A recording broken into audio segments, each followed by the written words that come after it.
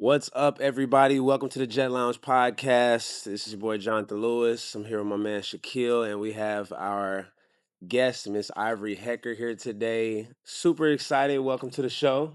Thanks. Good to be here. Yes. So we're just gonna jump straight into it. I like to kind of preface the episode with kind of letting people know what the Jet Lounge podcast is about, like why we came up with the name and all of that. So you know about my company Jet Quest. Actually, that's how we met. You came to I think our first ever showcase that we did. So thank you. Shout out to you for that. And then Shaquille has a credit and business funding company. So I just kind of thought about we just did so much stuff together. Like maybe we need to start making content together or do a business together somehow. And we came up with the whole idea of doing this podcast. And for me, it's kind of like being at like a first class airport lounge, that type of vibe, meeting the interesting, ambitious people that you would see, and just those kind of conversations you might have at the bar with those kind of people or at the lounge. So that's why we came up with the Jet Lounge, and here we are. So I want to really just get straight into it. Tell us who you are and what it is you do, where you're from, all of that. Yeah, well, I love that concept. My name's Ivory Hecker. I'm an independent journalist. I was in the corporate news for 9 years, working for Fox most recently. But Sheesh. in 2021, I left Fox to go independent. And I didn't know independent journalism was a thing back then. But as soon as I went independent, I realized there's this whole emerging business of independent news that's actually absolutely flourishing and killing it compared to the corporate news that is slowly dying off. Layoffs every year, people with minimal salaries taking on multiple people's jobs. All my friends in the corporate news are like burnt out if they still have their job. They're like taking their job and the job of someone who already lost their job. And so corporate news is in trouble because people, not only is trust in corporate news rock bottom, but also people just don't like to consume news the old-fashioned way anymore. They want to get the news from an influencer. That's me. And yeah, like people want to scroll influencers on TikTok and let them say, oh, this is what's happening in the world, or on Instagram. Instagram's my main thing. And so Do you use that's TikTok at all? yeah, I do. But my main TikTok got deleted. TikTok does so much censorship. Yo. If you're not covering the news just the way TikTok wants you to, they'll delete you. So anyway, I created a new TikTok account, but I haven't grown the followers back there yet. So I've just been focusing. When you initially got it deleted, when was that? It was actually deleted a couple times as I was learning how bad their censorship. I didn't realize their censorship was that bad at the Worse time. than Instagram during Way, COVID? way worse. Yeah, Yo, way worse. Instagram during COVID is like terrible. You even be like, if you say Dr. Dre, they think you about to say Dr. Fauci. They're gonna shut your shit off. Like it was going crazy. I know. Putting asterisks by your every. It was crazy. But okay. So tell us a little bit about like your childhood and everything like that. Like where are you from originally? I grew up in Wisconsin, northern Wisconsin. Hence the cold outfit. Yeah, directly 20 hours north of here, I believe it is. Yeah. Okay. And I actually grew up off-grid before off-grid was cool. I feel like off-grid is trendy right now. Taylor Swift just wrote a song about it. But so like y'all have a bunker and all kind of stuff like that? Well, no, by off-grid I just mean like we didn't have electricity. Oh, wow. Really? And we didn't have plumbing. We had an outhouse. Like Amish people. No way. Yeah, basically, I think that's how the Amish live. Like we weren't Amish or anything, but like we weren't anything in particular. My dad just liked the idea of living off the land. I think he used to read like Daniel Boone and stuff and be like, "Oh, let me just like go out and explore and live off the land." So he had. So he hunted, farmed. Yeah, he exactly. That's actually amazing. He would shoot deer, and then he bought some beef cattle because he had bought some land. And so every year he would just like shoot a steer, and then we would eat the meat from our ranch and have a garden and wow, ice skate on our pond in the winter. And it was just really. How big is your family? Well, 12 siblings. Wow. Okay. No, this is getting crazy. I love this.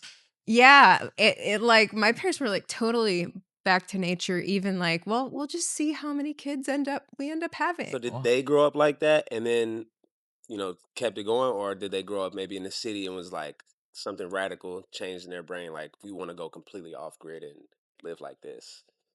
They didn't grow up that way.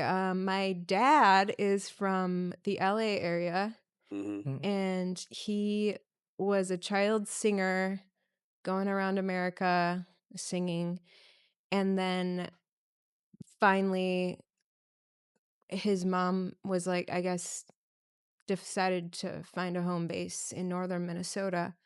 And so that's when I guess like my dad's parents were kind of like let's go out into the woods, and then from there my dad was like let's continue this. But my mom was just a city girl from the suburbs of Minneapolis, and they met in Minnesota, You and said your then dad was from LA though. yeah, but he He willingly left LA to go to Minneapolis. yeah, to go to like the north woods, but yeah, he spent like his early years there, but he didn't spend any of his adulthood in LA. Okay.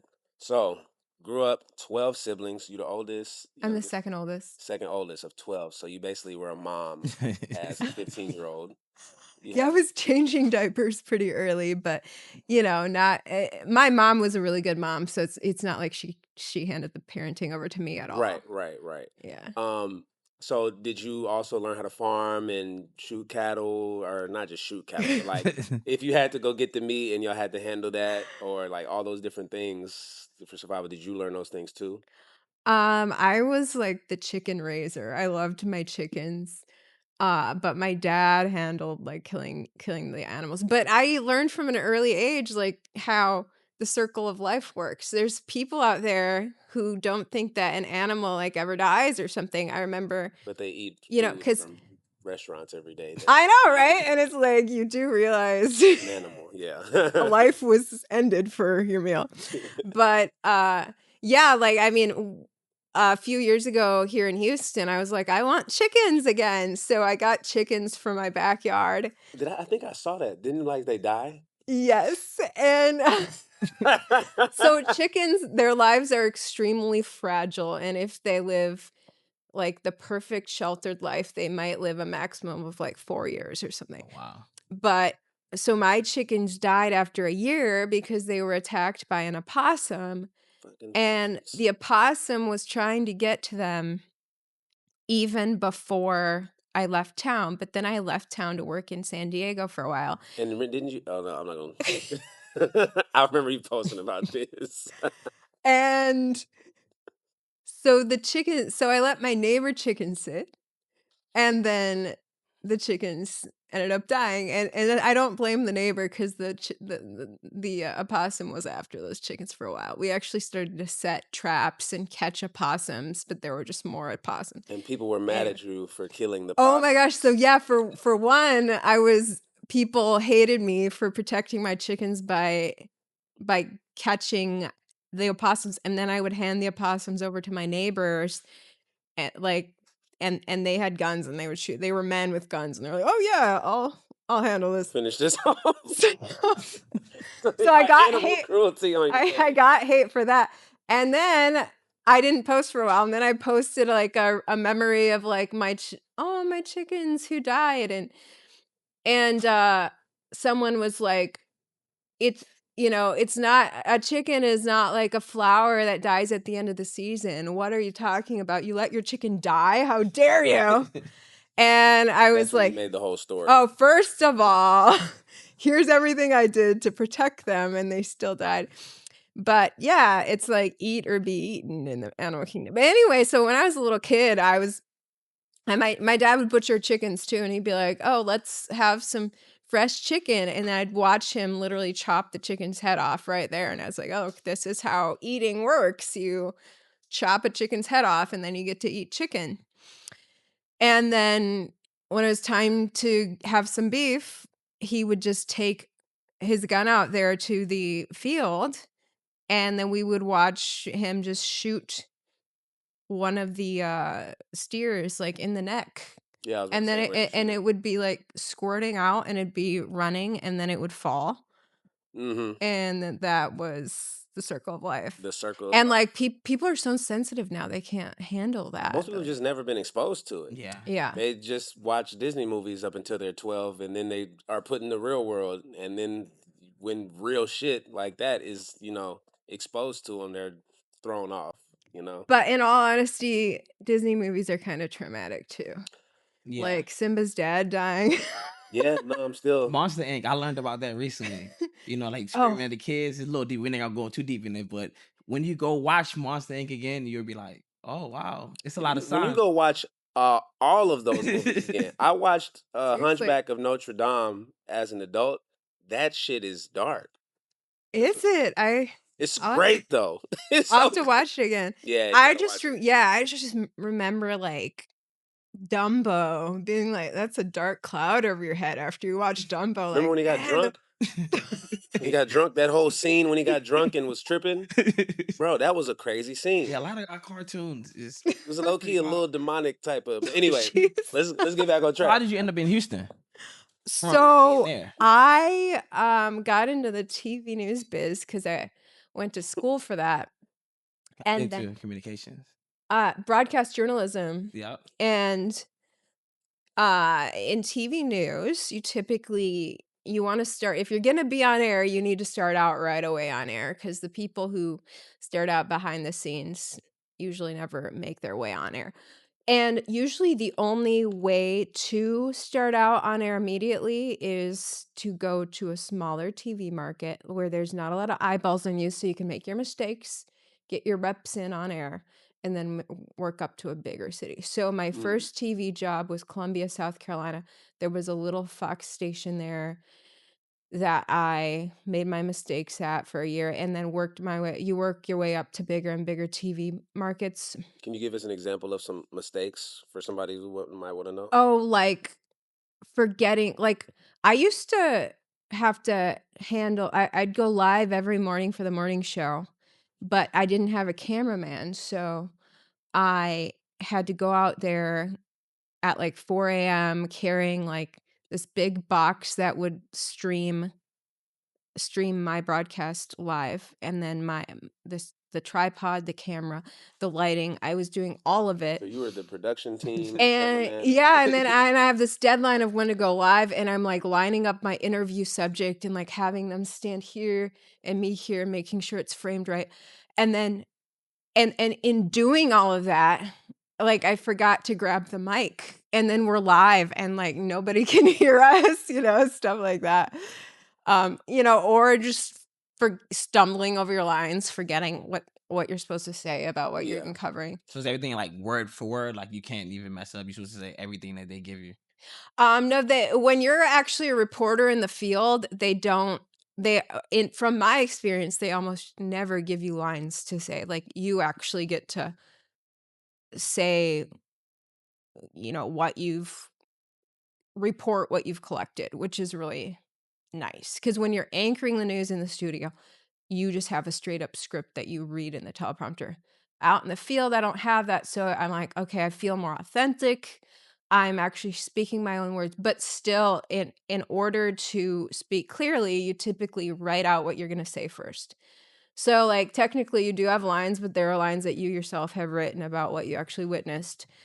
So it's not like you're doing a fake soap opera script or something, and so I'd be scrambling to, like, write out what the news that I collected and then report it on air, and then sometimes I would forget, because you don't wanna be, like, reading your notes while you're on air, so you try to remember what you just wrote down, but Right. you don't always do that right, so So you moved out to South Carolina to, basically this is crazy because that's like I feel a lot of athletes try to take this route. Like, let me get on at the school where I know I can play at, basically, like you said, and get reps. And yeah. then I can average 20 on this team because it's a small team, a smaller college. I get seen by a bigger team. Now I can move up or transfer. Now I'm at Duke, like something like that, right? So what Yeah. was the transition to getting up to the bigger stations that you were on eventually? Yeah, well, it's kinda like baseball, 'cause baseball has, like, the minor leagues and all these steps up, and that's how it Mhm. was for me and how it is for most TV people, like, so South Carolina for 1 year, and then I got scouted out from there for Kentucky, and then I was at NBC Kentucky for 2 years, which was way better quality, it was the leading TV station. I got paid better. But still, I was, like, doing all my own stuff, like, driving around some of the most dangerous places in Kentucky, you talk about country, that was the countryest country. And, like, a lot of Kentucky was lawless. I don't know if it's still that way, but it was just, like, out like, they call it the holler. They have First of all, they have their own, like, language out there practically. I was like, "What's the holler?" It's these valley areas between the mountains in Eastern Kentucky where anything goes basically, like, very country, and, like, if you wronged my daughter, I'm just gonna go kill you instead of In the holler. yes. In the holler. Okay, stay away from the And holler, so people. Stay the hell away and from their the holler. accent is so thick there, I sometimes I put subtitles in my reports when I would interview people out there because you, like, Wow, so it's like couldn't that. even yeah. So you were there, and that's when you were on Fox still at this time. That was NBC Okay, for 2 years, and then from there, I got scooped up by NBC Minneapolis. So it was in Kentucky that I was finally, like, important enough to have an agent. So then I had a TV talent agent, okay. and then he landed me the job at NBC Minneapolis, which was a big step up, way better. Now I had a cameraman, thank God. Help. And then I did that for 2 years, and then that was when my agent he was marketing me around to stations across the country, and Fox was interested in Houston. And this time it wasn't an affiliate, it was Fox Cute. Corp, it was the Murdochs.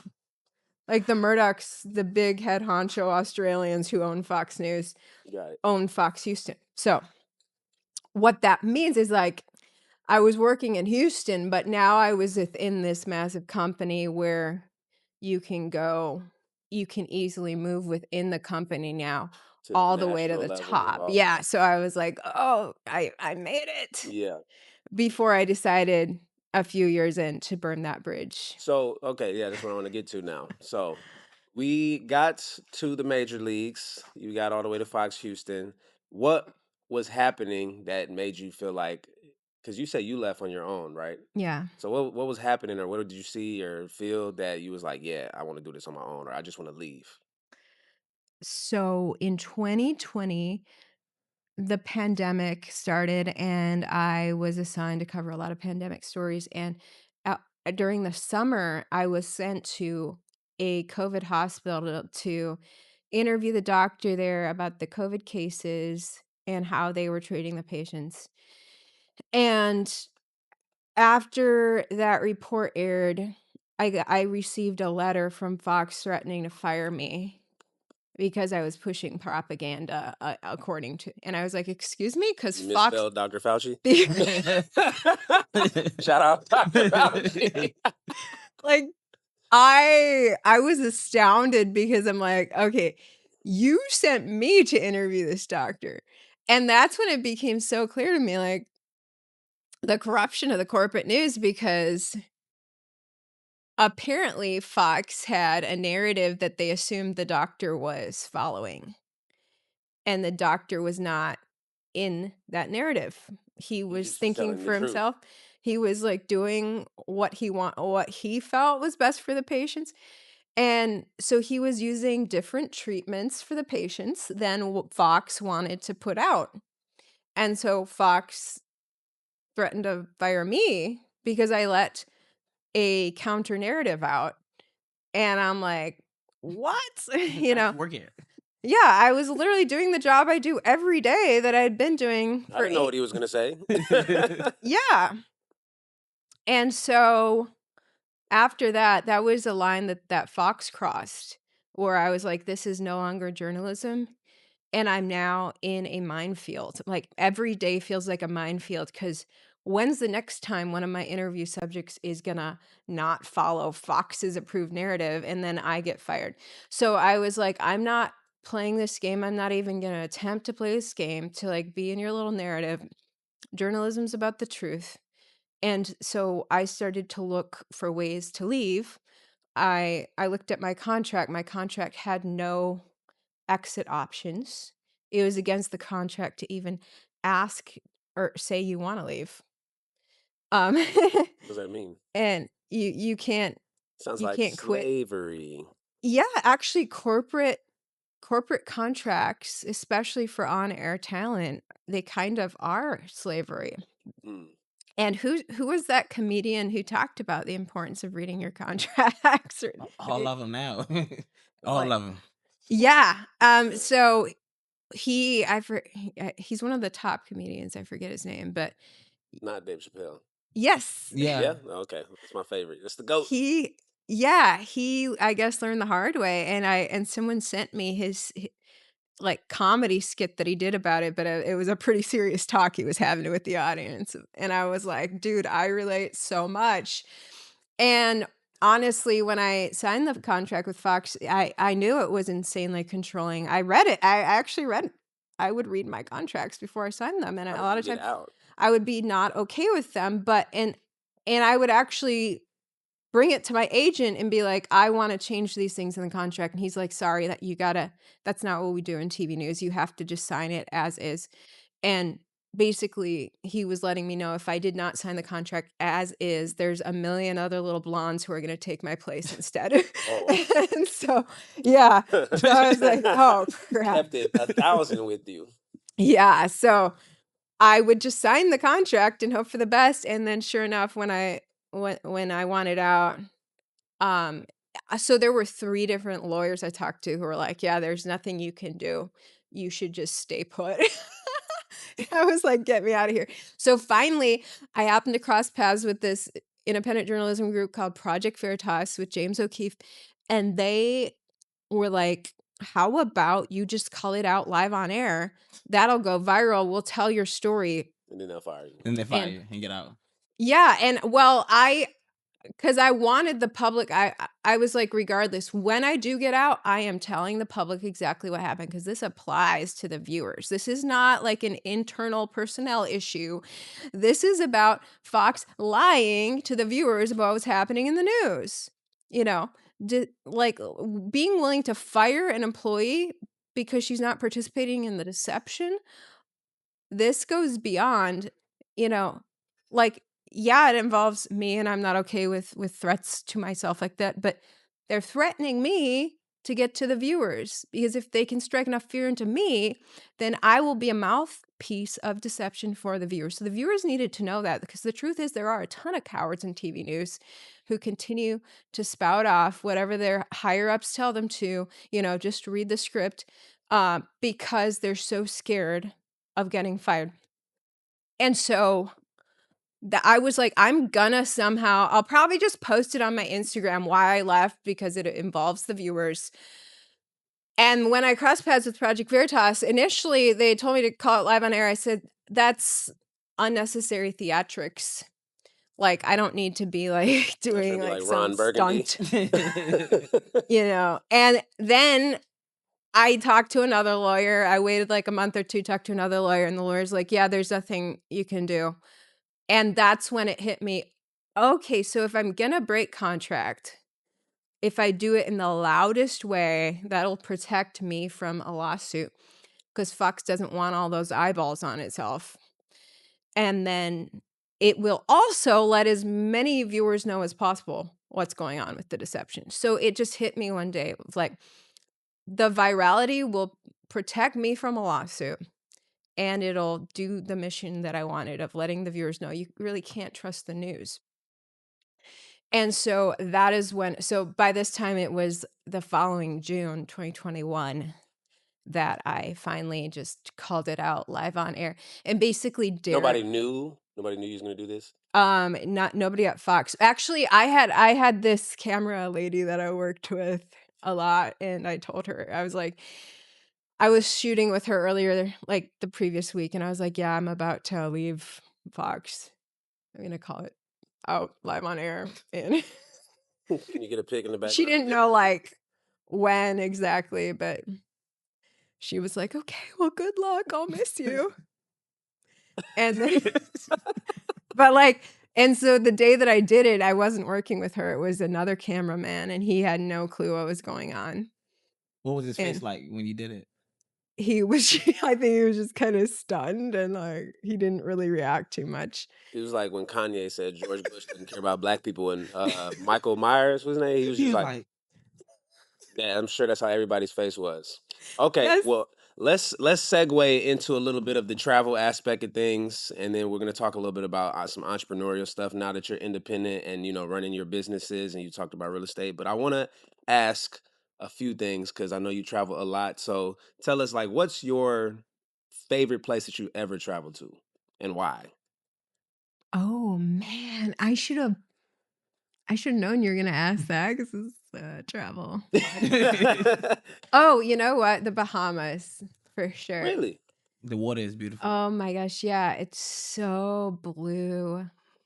The water is the bluest you've ever seen and the clearest, and it was just paradise. And I went horseback riding on the beach in the Bahamas, and it was just paradise. It was just so tranquil. When's the last time you went?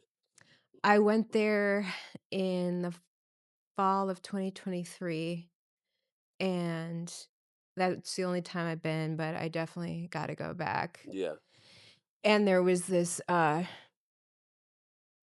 boat that was like shuttling us between the islands, and I was sitting up with the boat captain, and he would be pointing out all these celebrities' houses. It was so crazy How many how many celebrities? celebs have houses out there. And actually DJ Khaled, his recent album cover is photographed right there. Mm. There's this pretty garden, where he's, the album cover where he's like With the lion. kneeling. Yeah, I think. Well, I don't, was there a line? He was like kneeling to pray with He's his dropped kid. like 10 albums in the last 10 years, so It we'll was get lost on okay. that. Anyway, But okay, so what are your top 3 countries? Like, and not just maybe that you've been to, but just as you say, these are the top 3 countries, like my favorites. well, I haven't gone to a lot of countries yet, so there's probably only 3 countries I've gone to. I Where do haven't. you want to go? So what's your top 3 on where you're Oh, so I want to go to um Israel and um Italy, and maybe Egypt to see the pyramids. You guys did a trip there I should We have gone did. with. Yeah, you should have. But Israel, just to walk where Jesus walked, because Jesus is so important to me. Um, just Italy because it's so romantic there. Mhm. And I haven't then been to Italy yet. you should plan something. They said the food Yeah. is good. They said the pasta tastes way different. Yeah, everyone says their food is like anti-inflammatory. Like you can, Their food here is very inflammatory. yeah, So whatever we're exactly. doing with the Italian food in America is the exact opposite of theirs, probably. Okay. Right. So with you, when because I've seen your stuff on social media, like what's your favorite style of travel? Are you like a solo travel, like I like to disappear, or do you like traveling with like one friend, or do you love group travel? What's like your favorite type of experience while traveling? I just want to travel with my man because I have been I've honestly done so much solo travel, like for work and stuff. I'm so over traveling alone, and then you have to deal with everything alone. And I've had like bad issues with some airlines, and just handling it by yourself sucks. When you're And with your man, he handles He it has all. everything. Shout you out to just feel him. and you feel safer. It's for girls, I think safety is like so important Yeah. that like I've people never don't. experienced that feeling. I'm always the shield for everybody. Never experienced that ever. But no, that makes hella sense. I definitely, Yeah. if anybody, just a thought, if anybody ever wants to do that for me once, I think that would be a dope experience to actually be the person to just not think for one trip. Be the passenger prince. Probably never happen. A passenger prince is hilarious. Okay, so last question on the traveling aspect. So, like, if you had a, actually, no, I got two. So, do you feel like with your man, do you prefer traveling to go and like just disconnect, or like to go and be inspired and like learn and see new things? I love traveling to disconnect. I mean, that's what it was in the Bahamas. It was just like it Not having to think. yeah, your brain was just being cleansed of everything and you were just it was so tranquil and meditative. But the Israel trip would definitely be a place to go be inspired because Jesus inspires me so much and just to be like, wow, I'm on the Mountain of Olives where Jesus prayed. Shout out Just Jesus. like Shout out Jesus. spiritually inspires me so much. So, yeah. No, that's amazing. That's amazing. And I think, I'm like a mix of both. I haven't actually done a trip that I've relaxed on in a long time, but we're working on that right now. We're working on that right now. So, last question. I don't know if you seen any of the JetQuest trips that we have lined up yet?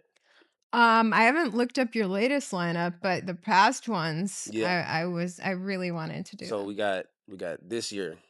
We're doing Colombia, Jamaica, Mexico, Barcelona, Greece, Kenya, Bali, Thailand, Tokyo, and Brazil for New Year's. So if you Wow. could pick one, Um, oh my goodness. I love them all.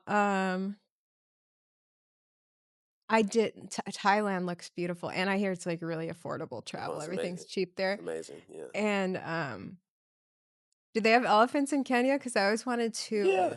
because I'm basically named after Elephant Tusk. Yeah. I Yeah. re- Oh, yeah. uh, but Bali. I'm not so interested in Bali anymore. I used to be. What about Bora Bora? Yes. That was on the list? That was not on the list. Oh. I'm just putting it out there. Eventually, that wasn't on the list though. But you haven't been to Bali, No. but you just feel I like you don't want to go. I'm not well, gonna lie. I think you would love Bali. I stayed there for 3 months last because year. I mean it's like It's like a it's paradise. island paradise, kind of Yeah. like the Bahamas, right? But it's like it's super new age culture there and Well, there's like a specific part of that is that. Like if you go to uh-huh, Canggu, which is the main touristy area where you see all the trendy stuff, that's Canggu. That's one uh-huh, part. That's like being in Houston but only staying in River Oaks. You're like, uh-huh. yo, it's like so too flashy and expensive over here. It's like you can probably go to Pearland and it's a little more chill for you. Yeah. Like there's other parts like Ubud or Uluwatu, or you can go like Lombok, which is like a 30-minute boat ride, and it's like Bali in the 90s, where it's like way less tourists, way more chill. Ooh. It's so many little islands. That's the thing about Bali. You could take a 10-minute boat ride and be on a whole different island, $10 a day hotel, What? ridiculous. Yeah, it's Oh amazing. my gosh. Any island paradise. I really do love all the island paradise. But yeah. And no hate on new age. It's just that All um the hate to the new age, straight from Ivory Hecker. You heard it here first. I've just like a lot of the new age people like got attacked by demons and are like I have a lot of new age friends that I care about a lot and they're like not doing so hot. So Yep. I think sometimes the spiritual stuff going on in that group is kind of dangerous for some, but other people have found their way really well. So Yeah, everyone's definitely a lot of spiritually ambiguous minds out there in Bali. But so yes. let's jump into the travel, or not the travel, the entrepreneurship of everything. And I know Shaquille, like I said, has credit jump solutions. So let's get into that. Yes, so I own a credit repair company, credit funding company, and earlier you was talking about real estate and stuff like that. So that's kind of what I like to talk about. How did you go from working in the news station to jumping into real estate, and now you say you want to flip houses and things like that? Oh my gosh. So in 2019, I was dating someone who was buying 2 houses for, like, his 32nd birthday, and I was like, "Excuse me?" And, like, I didn't think you could buy property like that, you know? I just had these limiting beliefs about property, and dating him shattered those beliefs. I realized, oh, this is possible. The person I'm dating is even doing this. And so I decided I'm going to buy a house, period. And I don't know how, because I feel like I'm paycheck to paycheck right now. But just shifting my belief system about that year, just like somehow caused more money to magically start to come to me. And so For sure. 2020, so that was 2019. So 2020, actually, I the end of 2019, I started invited getting invited to do music gigs, and I started to, and this came out of nowhere. All of a sudden, I was making money through music, and that started to pad my pocket enough that then I had, and then I realized how easy it was for a down payment on a house. There's a lot of great, you know, banks really go easy on you if it's your first house.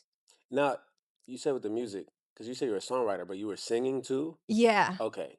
I would need to hear just some of I these would do songs. little guitar gigs. Yeah. Yeah, yeah, I have a couple of them on Apple Music and Spotify. Really? Okay. Uh-huh. And so I realized that I could totally pull this off, and I just decided I was gonna do it. It was gonna be easy. It was gonna be fun. I think mindset is everything. For sure. When you decide in your mind this is how it's gonna be, and Do you're you, just like, do you believe in manifestation before you move forward? Because that's what yeah, you kind of was leading to. yes, totally. And I realized in 2019 that I needed to have a healthier relationship with money, a a safe relationship because Talk about I it. yeah, Because, okay, this is so big because there's so many people who understand fully manifestation and are hardworking, good people, and like they're they have the information, all of that, but they might be working in one limiting subconscious beliefs and not realize it, and two, they might be in a shock of like survival where their nervous system doesn't allow them to actually put out the emotion or vibration that they believe what they know. So it's like they know, oh yeah, I attract what I, think about the most and things like that, but their nervous system or their belief of themselves isn't allowing them to do it. So let's yes, get into that. 100%. Yeah, Where was that for you? you can decide to like think, "Oh, I'm gonna say like these mantras or something," but you have trapped emotions that are saying otherwise, and you go into fight or flight about different financial situations. Yeah. I started meditating every day in 2019 and it helped a lot. I shifted my life to doing as many things that I could find that were as peaceful and joyful as possible. And it's so funny we mentioned new age earlier. My Christians watching are gonna be like, "Well, now you guys sound new age." But the truth is manifestation is across the Bible. The Bible in Habakkuk, it even says As a to man write it thinketh. down. Faith, Yeah, the mustard seed. as a man thinketh, that's in Proverbs, as a man thinketh, so is he. Mike That's Epps was like, in the Bible it says, get your money, man. it actually does. And Habakkuk it says, uh, create the vision, write it down, Make it and plain. even if it takes some time, keep focusing on what you wrote down and it'll happen. That's You manifest. want to hear a secret that I learned? Every successful book stems from the Bible. Think and Wow. Grow Rich, every book. I It love that. goes I back to the believe Bible. it. I believe it. Yeah, the whole law of attraction movement was originated with the Bible. A lot of people don't Did you realize watch The that. Secret? Yes. Yeah, that was the first time I ever heard about law of attraction, and then I studied it a lot, and then it was just the past couple years that I fully realized this is completely, backed by scripture, Yeah, I mean, and all of quantum physics is the description of God and then being able to attract everything based off our likeness of God. And, he can speak and create things, and he gave us the ability to speak and create things also in yeah. this realm. So, Yeah, and just this past year, I've realized the immense power of speaking out what you wanna have, not just changing your thinking the power of the tongue. 100%, and that takes so much discipline to not speak what you don't want.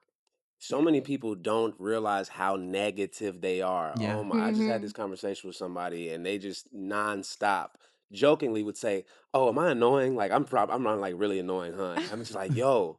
Like, and that's just one thing. They'd be like, "Oh, I'm so stupid." And like and just nonstop jokingly saying negative stuff about themselves. I'm like, you've talked shit about yourself the whole time we've been here. You haven't said Yeah. one positive thing about And yourself. that's why they feel like it I every day. jokingly be like, I'm the greatest. Like I just shit like that. I'm like, Seriously. you're just shitting on yourself the whole time. Like you gotta Yeah. stop doing it. She's like, no, I obviously don't mean it. I'm like, no, your brain does not know that you don't They mean don't these know the things. difference. 100%. Or like, I know a lot of girls who are like trash talking men all the time, and then they can never find a good man. See? Such a mystery why that That happens. deserves a round of applause, man. Cause, That's a good Right. one. man, they say they talk so bad about men, but it's like that's why you don't got a man. If you And just speak positive about men, maybe you might manifest one. as soon as you see that on camera and the girl's like, yeah, these men, it's like, Right. steer clear from her. Well, I went over to a friend's house and she had this book about narcissists on her coffee table. Just attracting that. And I was like, her next man is gonna be a narcissist. A good one too. Like, Because she knows all the tricks, so it's gonna be like one that can avoid all the stuff she just read. and people say that sounds like hocus pocus. Like, no, you gotta it's good that she's researching that so she can avoid it. But just step back and observe people's lives and see how things are panning out for everyone. And you'll notice the people who speak a certain way, their lives end up that way. The people who are relentlessly positive, things always work out for them. And so I decided in 2019, because I grew up without money. Like, we actually had very little money growing up, But y'all and had a lot more than money though. we sure did, yeah, and the little bit of money my dad did get, he bought land with it, which was genius Yeah. because land increases in value, right? Not And just, I mean, so land plus nowadays, everything y'all had there. it's like you got land, you must be rich, because land's so expensive now. But at the time we were not, and so I grew up with these stories of money being hard, and so you have to let go of those stories, and I feel like I'm still a work in progress For with sure. this, about like when a bill comes up, you don't get anxiety and feel tightness, like, You're supposed to get excited. yeah, exactly. Who Like, bills? Yeah, that's how Let's give it it. up for bills. Yeah, you're supposed to get excited because they say when you feel like, because I believe in manifestation a lot, and I always tell people like I just Yeah, believe that money just flows. Like there's no such thing as too expensive. It's just all in your mind. 100%. And I'm you know I just read someone who's very rich said that, she started to believe that years ago that the more the more money you pay, like the more you spend, the The more you more get. that has to come back to, like, even more will come back to you. And actually the Bible Jesus straight up taught that. Those are the words of Jesus right there. And it worked for her when she started to approach it that way. So, oh, I'm getting rid of this much money to pay my rent or my mortgage, that's leaving my bank account. That's amazing because now even more is gonna come fill it. And then so you when you say that, like, does that feel like a lie, or does that feel like the truth. p like Are you gonna like put a something kinda behind it? peaceful, expansive excitement? Ideally, that's what you want it to feel like. And so for a lot of people, they try to say positive mantras, it feels like a lie. Mm, Like to talk about paying bills positively feels like a lie. But if you start only speaking that, so you'll have a thought that bills are always negative, that taxes are negative. Um, when that thought comes, you replace it with a spoken word that says the opposite. And the speaking of something that is the opposite of what you just thought actually it's stronger than it the it thought. stops it stops your thoughts in your tracks, in their tracks. And actually my mentor at church taught me this. Um it's so if you start counting 1, 2, 3 up to 10, you count in your head, and then someone tells you to say your name. As soon as you say your name, the counting stops. Everything you were thinking, the numbers you were thinking go away, Yeah, because you just had to speak something differently. And so I was like, "Oh my gosh, that's the power of the tongue." So, the devil comes to us through thoughts, inserts like a foreign thought into your head, something you don't want, suddenly you're thinking it. And a lot of people just automatically identify with whatever thought floats across their mind. And ladies, sometimes the devil is your friend. The devil does work through some people close to you sometimes. And so and a lot of people are like, well, I'm just thinking this, so I guess I just have to think this. I have no control. And you can speak the opposite. And the more you speak the opposite, the more you're speaking programs your thoughts for something new. And the Bible talks about the renewing of your mind. It's being conscious of thinking about your thoughts.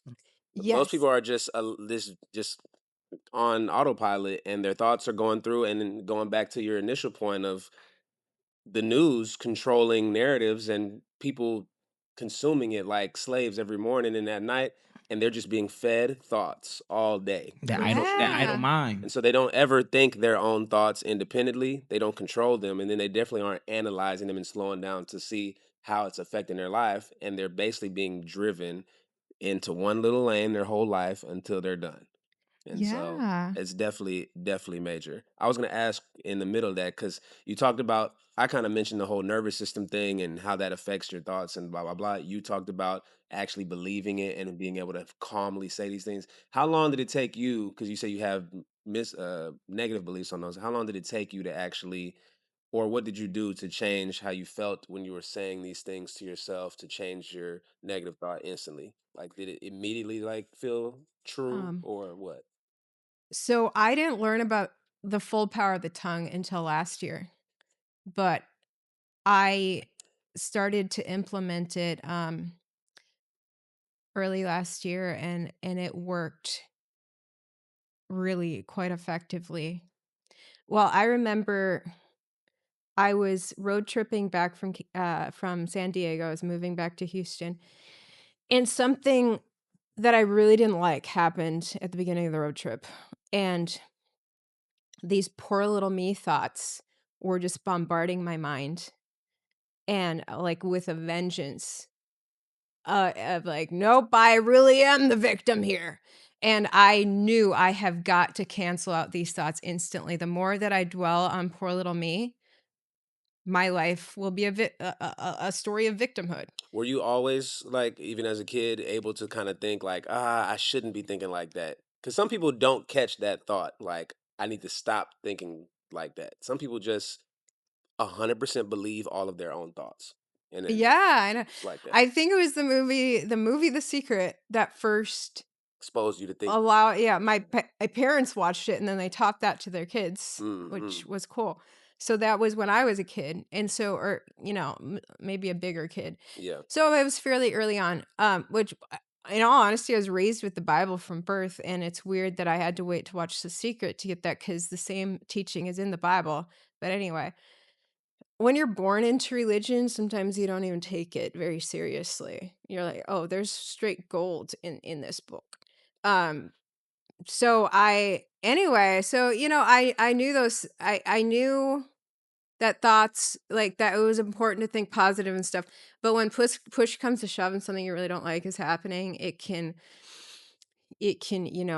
all of like your intentions can go out the window. Survival But mode, fight or flight. I think it took like a series of unfortunate events over several years for me to be like, in the dead heat of the worst thing I don't want, I have got to keep the mental discipline. Like nothing, like I'm not giving an inch anymore. Like I'm going to be relentlessly positive. And I really believe in personal responsibility. It's advanced me so much in life to take responsibility for everything that happens in your life. And That so, is literally one of my favorite phrases. I tell people all the time, like, good or bad, I take responsibility for every single thing that happens in my life. If you yes. think like that, even if out of the blue somebody runs in here and slaps Shaquille, I'll be like, what did we do that allowed that to happen? Right. He said what we do and not what I did. What, Well, what but we because didn't lock the door. That's, because he witnessed it, he's a part of it too. yeah, I'm like, and that affected our whole day. Like, that was a negative event, but like, damn, what happened Yeah. that I could have done different? Like anything. I must have been putting out something negative to just receive that And what did negative. Shaquille do to allow this to He happen? You exactly. know? Okay, so we're coming to a close. I got some rapid fire questions. I'll let you throw I got out the one last first two. question. Okay. I want to piggyback about credit because you did mention that they taught you about The Secret and stuff growing up. Was Mhm. you taught about credit at a young age? And No, when my did you learn about credit? And then are you actually using it the way that it's meant to be used? So I didn't really learn about credit until I was gonna buy a house in 2020, and people had told me, actually, so I just my childhood memories were like my dad saying, "I wish I never would have gotten a credit card. It's like the worst scam ever," because he built up this credit card debt. Yeah. And so right then and there, as like a 10 or 12-year-old, I'm like, well, I'm never having a Not credit card. messing with that. And so there I was at I was 30. I was like 30 or 31. I was gonna buy a house and I had no credit card. And people were like, well, you can't buy a house without a credit card. And I was like, I'll find a way because I've decided this is gonna happen and it's gonna be awesome Yeah. and easy. And so I the bank was fascinated that I had no credit card, but that they were like, actually, we can work around that. And they took like my student loan payments and my uh my apartment rent and things like that, and they were able to compile and say that I had good credit. Right. That the income ratio. Yeah. And then it was later that people were like, well, if you do get a credit card, you can actually build credit even more and then have some pretty awesome buying power. And so I was like, oh, okay. So I feel like it's something I'm still learning. Well, Well, credit we just gotta solution to tap in. take care of you. Yeah, we gotta tap in after the episode. Shaquille definitely got me right as well. So they're doing amazing things over there. Awesome. Yes. So Awesome. okay, you want to hit the first two like rapid fire You questions? can go. Okay, I'm gonna run through them. So, who's your top 5 music artists? Taylor Swift. Off the bat. A lot of a I lot of always said people think she's a witch nowadays. I I don't know. You're no, not a part of that that's crowd. no, absolutely not. People, no, that stems from people's negative thinking. Then they start to see everyone in a negative light. But I digress. Yeah. Taylor Swift and Drake, I always said Okay. were my Mhm. two, and now Justin Bieber too. I've really been liking him, Okay. So just all the biggest and stars possible. No and no I grassroots artists at all. oh myself, I'm an artist, right? Okay. And, and um, Elevation Worship. That's not an artist. It's a band. Oh, it's called Elevation Yeah, Worship. Okay. it's a Okay. band, So Um, yeah. you Elevation Worship, Drake. You said Taylor Taylor Swift Swift and and Justin Bieber. Bieber. Okay, got it. and what are your top 5 favorite movies of all Man, time? I should recompile a list, but I always said it was Blood Diamond because that's about a journalist, and then, uh, Click, You I haven't heard heard about The that. Depart yeah, with Adam Sandler, The Departed with Leonardo DiCaprio, That's a great. Catch Me If You Can with Leonardo DiCaprio, What about and childhood movies? Like Childhood. Home Alone? Oh, most of those were so annoying to me. Really? Um, Watch yeah. Home Alone the other day. I know, like, what the Disney ones were a little traumatic. The other ones were a little annoying. I'm like, "What oh, Pocahontas. I did love Pocahontas. The Disney one? Yeah. Okay. Okay. Okay. So what are your like top 3 journalists ever? I think Tucker Carlson is pretty awesome. Yeah. Barbara Walters actually really inspired me. I read her book, Shout out Barbara Walters. All right. uh She passed, right? Yeah, yeah, yeah, yeah. 2 years ago. Yeah. Um, who's top 3? Shout out to Dave Bondi. He's a newly independent journalist doing his own thing, doing his He's in your own top own 3? thinking. Oh, I'll put him up there because he's absolutely killing the game, and I tell everyone about his success story. He reached out to me before he went independent. Was like, "How do I do this?" And dude, he took it and ran, man. He's killing it. And